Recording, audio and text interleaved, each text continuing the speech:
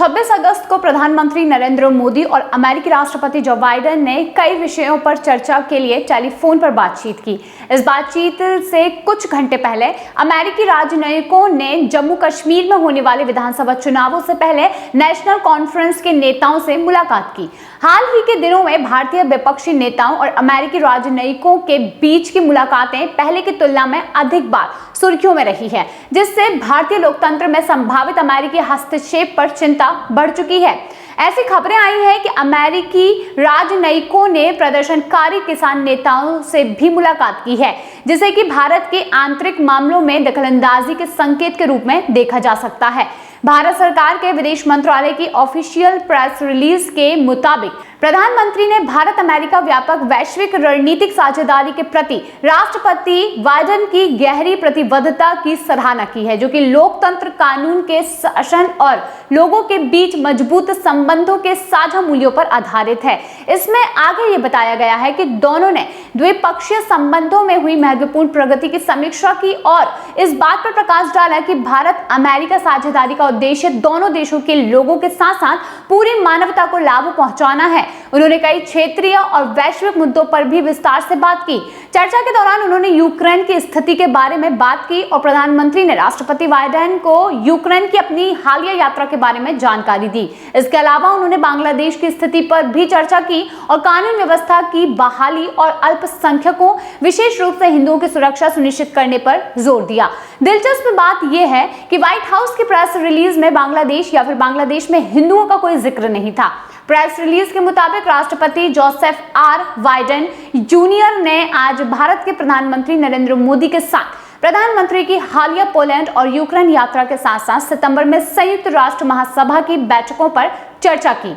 राष्ट्रपति ने प्रधानमंत्री की पोलैंड और यूक्रेन की ऐतिहासिक यात्राओं के लिए, जो दशकों में किसी भारतीय प्रधानमंत्री की पहली यात्रा थी, और यूक्रेन के लिए शांति और चल रहे मानवीय समर्थन के लिए उनके संदेश के लिए सराहना की। नेताओं ने संयुक्त राष्ट्र चार्टर के आधार पर अंतर्राष्ट्रीय कानून के अनुसार संघर्ष के शांतिपूर्ण समाधान के लिए अपने निरंतर समर्थन की पुष्टि भी यहां पर की है। वहीं नेताओं ने भारत प्रशांत में शांति और समृद्धि में योगदान देने के लिए क्वाड जैसे क्षेत्रीय समूह के माध्यम से मिलकर काम करने की अपनी निरंतर प्रतिबद्धता पर जोर भी दिया। जम्मू कश्मीर में विधानसभा चुनाव से पहले राजनीतिक मामलों के मंत्री सलाहकार ग्राहम मेयर और first secretary Gary Apple Garth सहित संयुक्त राज्य अमेरिका के राजनयिकों ने नेशनल कॉन्फ्रेंस के उपाध्यक्ष उमर अब्दुल्ला से मुलाकात की। ये मुलाकात अब्दुल्ला के श्रीनगर में गुप्कार रोड स्थित आवास पर हुई है। कथित तौर पर बैठक के दौरान नेताओं और राजनयिकों ने जम्मू कश्मीर और सामान्य रूप से क्षेत्र से संबंधित कई मुद्दों पर भी चर्चा की। ANI की एक रिपोर्ट के मुताबिक ये बताया जा रहा है कि अब्दुल्ला ने जम्मू कश्मीर के लिए ट्रैवल एडवाइजरी पर फिर से विचार करने की आवश्यकता पर जोर दिया है। उन्होंने ये भी कहा कि क्षेत्र में प्रतिबंधों को ढील दी गई है और उन्होंने विदेशी पर्यटकों को जम्मू कश्मीर की संस्कृति और सुंदरता का प्रत्यक्ष अनुभव करने के लिए यहाँ आने के लिए प्रोत्साहित किया है। मीडिया से बात करते हुए नेशनल कॉन्फ्रेंस के मुख्य प्रवक्ता और संचार प्रमुख तनवीर सादिक ने यह कहा कि बैठक के दौरान जम्मू कश्मीर और सामान्य रूप से इस क्षेत्र से संबंधित कई विषयों पर चर्चा की गई। उन्होंने आगे बताया कि राजनीतिक सलाहकार अभिराम भी अमेरिकी प्रतिनिधि मंडल का हिस्सा थे।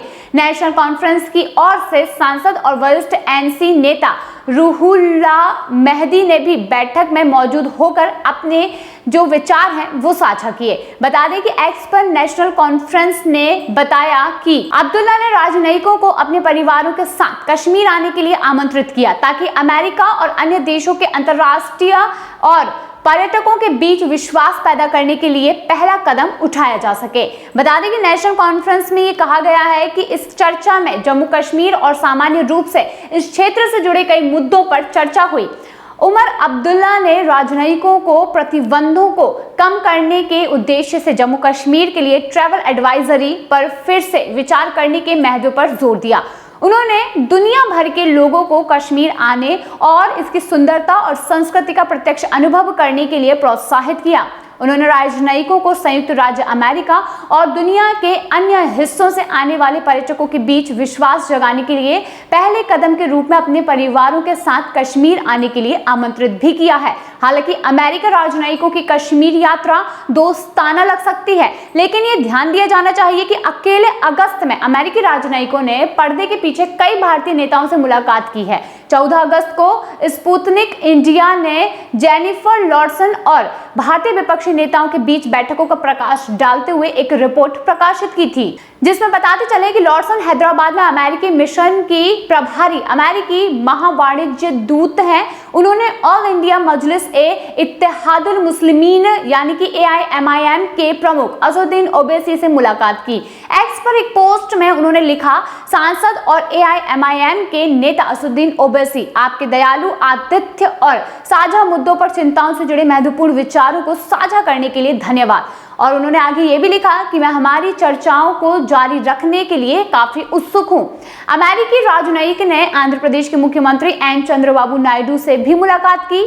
वहीं एक्स पर उन्होंने लिखा कि आज आंध्र प्रदेश के मुख्यमंत्री नारा चंद्रबाबू नायडू से मिलना सम्मान की बात है। वहीं उन्होंने आगे लिखा कि मैं राज्य के लिए उनके दृष्टिकोण की बहुत प्रशंसा करती हूं और उनसे पूरी तरह सहमत हूं कि संयुक्त राज्य अमेरिका और आंध्र प्रदेश को व्यापार, प्रौद्योगिकी, शिक्षा और लोगों के बीच व्यापक संबंधों को मजबूत करने जैसे महत्वपूर्ण क्षेत्रों में एक साथ काम करना जारी रखना चाहिए।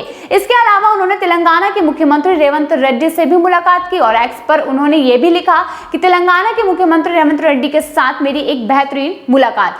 बताते चले यहाँ पर, यानी कि उन्होंने आगे लिखा है कि यह मुलाकात नए निवेश जुटाने के लिए अमेरिका जाने से ठीक पहले की है। हैदराबाद में करीब 200 अमेरिकी कंपनियां हैं और AI जैसे कई हाई एंड टेक सेक्टर में लगातार अधिक से अधिक कंपनियों को आकर्षित कर रही है, जो कि अमेरिका भारत व्यापार में उछाल की सफलता की कहानी में योगदान दे रही है। उन्होंने आगे बताया कि मैंने CM रेड्डी को उनके प्रयासों में बहुत सफलता की कामना की है और हमारे सहयोग को आगे बढ़ाने का वादा भी किया है।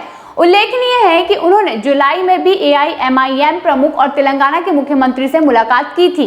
एक्स पर उन्होंने तब लिखा था कि कुतुब शाही हेरिटेज पार्क के पूरा होने के समारोह में तेलंगाना के मुख्यमंत्री रेवंत रेड्डी, पर्यटन और संस्कृति मंत्री जुपल्ली कृष्ण राव, हैदराबाद के सांसद असदुद्दीन ओवैसी और प्रिंस रहीम आगा खान के साथ शामिल होना बहुत ही शानदार अनुभव था और मुझे इस बात पर गर्व है कि हैदराबाद के इन खूबसूरत ऐतिहासिक स्मारकों के जीर्णोद्वार में अमेरिकी महावाणिज्य दूतावास ने सहायक भूमिका निभाई।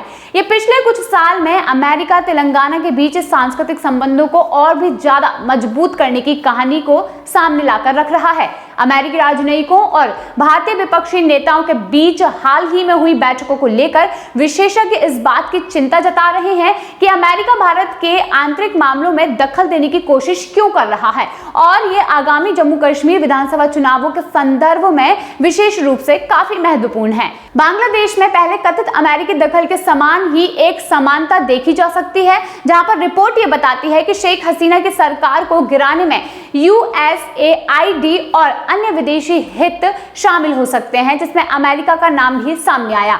हसीना के खिलाफ प्रतिरोध आंदोलनों को अमेरिका द्वारा समर्थन दिए जाने के आरोप सामने आए हैं, जिसके कारण बांग्लादेश के तनाव और अशांति बढ़ी हुई थी और ये कार्रवाइयां अमेरिका द्वारा बार बार किए जाने वाले आचरण का संकेत है, जहां पर वह संप्रभुत्व राज्यों की स्थानीय राजनीति को प्रभावित करने के लिए अपनी कूटनीतिक ताकत का इस्तेमाल करता है। इस पृष्ठभूमि के मद्देनजर अमेरिकी राजनयिकों और भारतीय विपक्ष के बीच इस तरह की बातचीत कुछ लोगों के लिए संदेहास्पद हो सकती है, विशेष रूप से जम्मू और कश्मीर की संवेदनशील स्थिति को देखते हुए, जहां कोई भी बाहरी ताकत क्षेत्र की राजनीति और सामाजिक स्थिरता पर नकारात्मक प्रभाव डाल सकती है, जिसके बाद अमेरिका की इस प्रतिक्रिया पर भारत चिंतित है।